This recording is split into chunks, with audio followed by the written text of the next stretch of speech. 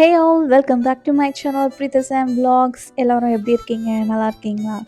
யாராவது புதுசாக வந்திருக்கீங்கன்னா kindly subscribe and give me thumbs up. So இன்றைக்கி பார்த்தீங்கன்னா day 22 of my weight loss ஜர்னியில் என்னெல்லாம் சாப்பிட்டேன் அப்படின்னு சொல்லிட்டு இந்த வீடியோவில் நான் உங்களுக்கு காமிக்க போகிறேன்.